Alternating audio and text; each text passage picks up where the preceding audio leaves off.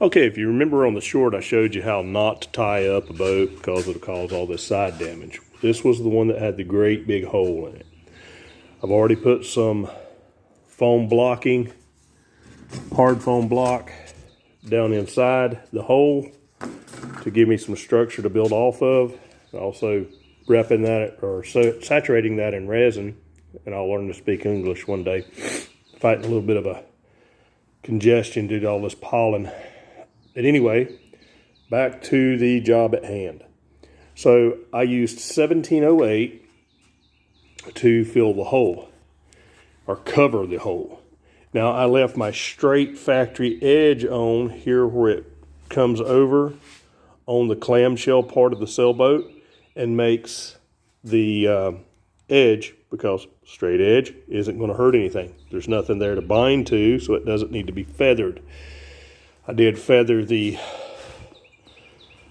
surface, put the 1708 in it, and now I'm going to start laying chop strand on top of that to tie in and give me some structural thickness. I probably think, now that it's tacky, I'm thinking I'm going to go with about 3 layers of chop strand just to give us some thickness, because this is where everybody steps. We had one boat, and I think it was this one, that had that crappy repair on it.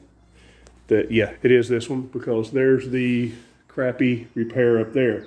That's going to all come out, and it's going to have to be replaced because that's just going to let water get into the balsa core and ruin this vessel. So what we're going to do, we're going to lay layer and layer and layer of chop strand on top of this. Now I had to bring the chain plate back into its proper position and then put the fiberglass. All it took was just a little snip on each end and a slit to make that little rectangle hole for this to perfectly fit in. Now there will be a little more work that gets done around this to stiffen it up. The chain plate is attached down through the vessel on the interior between 2 layers of solid fiberglass from the factory. So with that being done, I'm able to come in here and repair all of this. So I'm going to have to stop the video because I don't have my tripod today, which it would take too long to video anyway. Everybody'd lose their mind. I don't know. Maybe I'll set it up and do one of those next week when I do another repair. Maybe when I do that repair up there, I'll set the tripod up and do it on speed loop with some music. You guys pick a song for me. All right. So it has to be YouTube approved. No naughty naughties. Okay, so I'm going to get this repair underway and build it up and make it strong. I'll get me a pair of black gloves out so that the chemicals don't get on my hands. I'll get a little cup. And we are using West System over here at Lake Norman Community Sailing Center. Now, it is more expensive than the way I do it at my shop, which is vinyl resin. But this is less noxious fumes for any customers that walk by to have to smell. It's a little faster curing time, but the only problem with that faster curing time is it's a more tedious work time, in my opinion, because I can't just walk away from this because it'll fully harden. And then I don't trust putting another layer of fiberglass on top of epoxy like you can laminating resin without having to sand it. So I can lay something up, go to lunch, come back, throw some more layers on it with vinyl resin. But with this, probably I'm got to do some more studying on this. Maybe some of you know more about this. I don't like resin for 3 reasons, and we'll get into that in my next video, not this one. So there's equal pumps of the West System epoxy. Excuse me for my sniffles. We went mowing the other day and sucked up a lot of dust on my channel, Feel the Lawn Man. So now it's raining.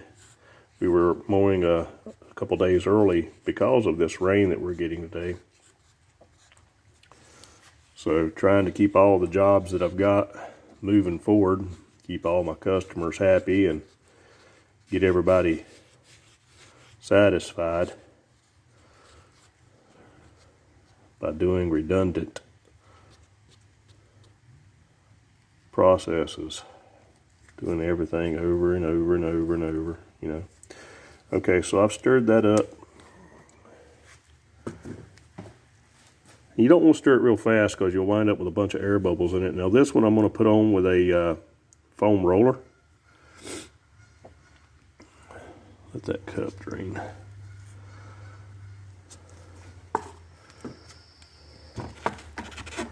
And that'll help out two ways. You'll get an application that rolls it evenly, and then whenever you put your fin roller on it and roll it out, you're good to go. Now I'm just going to turn this. This may not work. May not be able to leave it there. I may have to get a little table. But what I'll do is I'll roll it on and load up my foam brush so that I can apply everything nice and even, and you can see how it's just tacky. It's not fully cured. It's only been on for about an hour. And what I'm doing with the roller is I'm kind of evening out any little spots of resin that may be high spots. So this whole edge was broke off, and that's why I used the 1708. I wanted something thick to build off of so that as I go, I can have this lip back strong again, because this is going to take some abuse, and we're going to do the little retrofit for the rubber around it. All right, I'll be back in just a second.